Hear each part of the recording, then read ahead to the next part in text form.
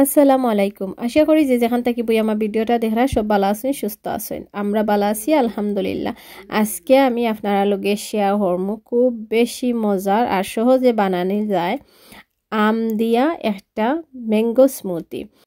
আমি প্রথমে ব্লেন্ডার করে লাইমো, ব্লেন্ডার করিয়া ম্যাঙ্গো পিউরি বানাইলিমো। ম্যাঙ্গো পিউরি কিন্তু বিদেশ যারা আমরা আছি এটা ফটোর মাঝে কিনতেও পাওয়া যায়, বাট এখন যেহেতু ম্যাঙ্গো সব জায়গাতে অ্যাভেলেবল পাওয়া যায়, সস্তায় পাওয়া যায়, সো ফ্রেশ ম্যাঙ্গো দিয়ে বানাইলে আরও বেশি মজা হয়। শেয়ার করিলাই আমি কিলাখান ম্যাঙ্গো স্মুদিটা গড়ো বানাইলাম।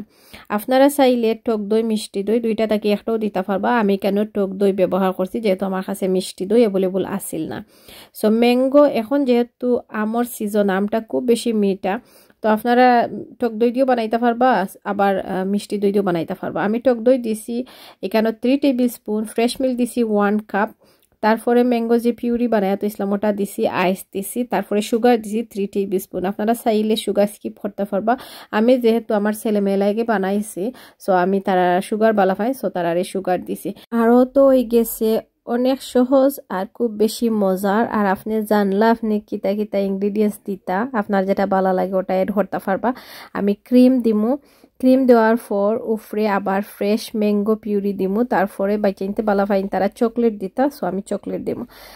এখন যেহেতু বাড়ার সব কিছু অনেক এক্সপেন্সিভ হয়ে গেছে আর হলিডে চলের, বাইচাইন কিন্তু ঘুম থেকে উঠতে আনলে গিয়া ড্রিঙ্ক আইতা নানা ধরনের তারা আবদার তাকে বাড়া গিয়া খাওয়া দাওয়া করতা। তো আপনারা চাইলে বাইচাইন তোর পছন্দর জিনিস আপনারা গড়ো বানাইতে পারবা। এতে কি তো হইব আপনি কিতা খাবাইরে আপনার বাচ্চাইন তোরে জানতা পারলা, প্লাস হয়েছে কি আপনার পয়সাও সেভ হইল। ইনো কিন্তু দুইটার ড্রিঙ্ক কম হইল কিন্তু 8 পাউন্ড থাকবো।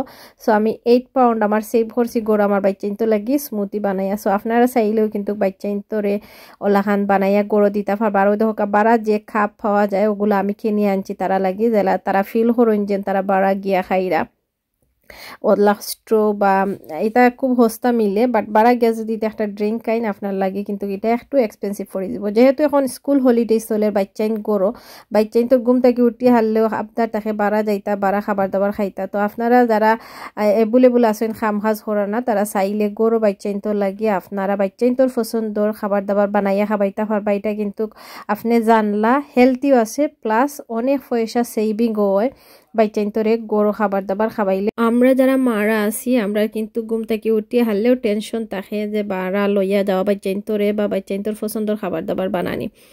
সো আমরা যারা বিদেশ বাড়ি থাকি তারা তো হেল্পিং হ্যান্ড থাকে না, সো আমরা বাড়া গেলেও কিন্তু বাইচাইন তোরে লইয়া বারণি লাগে, গরু থাকলেও নিজে খাবার দাবার বানাই খাওয়ানি লাগে। সো এখন হলিডে সময় কিন্তু সকলো, আর এটা হচ্ছে লং হলিডে, সো আমরা সকলেও একটু জয় যাই, বৌড হয়ে যাই বাইচাইনটোর লগে।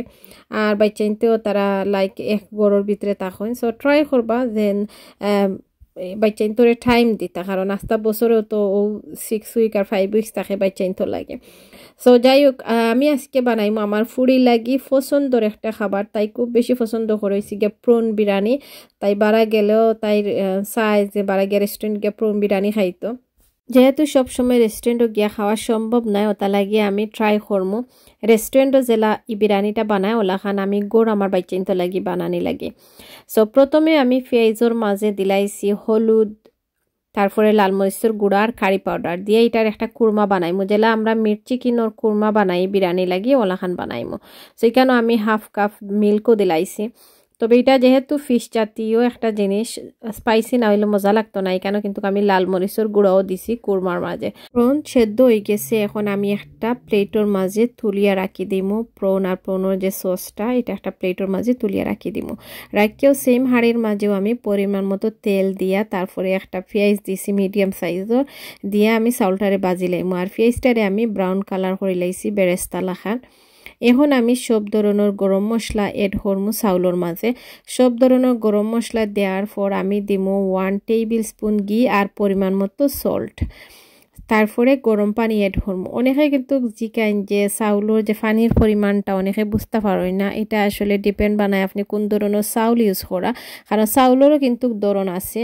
একটা চাউল দেখবা খুব সহজেও কিন্তু সিদ্ধ হয়ে যায়, একটা চাউল সিদ্ধ হয় না অনেক পানি দেওয়ার পরেও। অনেকে পার্সোনালিও জিকাইন, বাট আমি আসলে এটা পরিমাণটা হইতাম পারি না, খাওয়া যায় না। আর আমার মনে হয় আমি বানাইতে বানাইতে আমি ইউজ হয়ে গেছি, যেহেতু আমার বাচ্চা ইনতে বিরিয়ানি পছন্দ করে না, আমার গরু খুব বেশি বিরিয়ানি বানানি হয়। সো তার লাগে আমি এটা ইউজ হয়ে গেছি, আমি জেলাখানো বানাই লাগে হয়ে যায়। সো যাই হোক, এনিওয়ে এখন আমি গরম পানি এড করে লাইমু। বিরিয়ানি সব সময় ট্রাই করবা গরম পানি এড করা লাগে। সো গরম পানি এড করলে আরও একটু তাড়াতাড়ি হয়, বা চাউলটাও সেদ্ধ হইতে কিন্তু বেশি সময় নেয় না, আর চাউলটা নরম হয় না। আমি যতটুকু চাউল দিছিলাম চাউলের পরিমাণ অনুযায়ী আমি পানিটা দিলাইছি। এখন চাউলটা হাফ সেদ্ধ হয়ে গেছে। চাউলটা হাফ সেদ্ধ হওয়ার পর এখন বালা করে চাউলটারে উপর নিচ করিয়া নাড়াচাড়া করিয়া তারপরে আমি প্রনটা আমি রান্না করে রাখছিলাম ও প্রনটা আমি দিলাইমো। এখন আপনারা যারা আমার ভিডিওগুলা দেখুন সকল সময় আমার সুন্দর সুন্দর কমেন্ট করেন, তারারে অসংখ্য ধন্যবাদ। অনেক দিন নিয়ারলি 24 days ওর পরে আমি কিন্তু ভিডিও আপলোড দিলাম আজকে।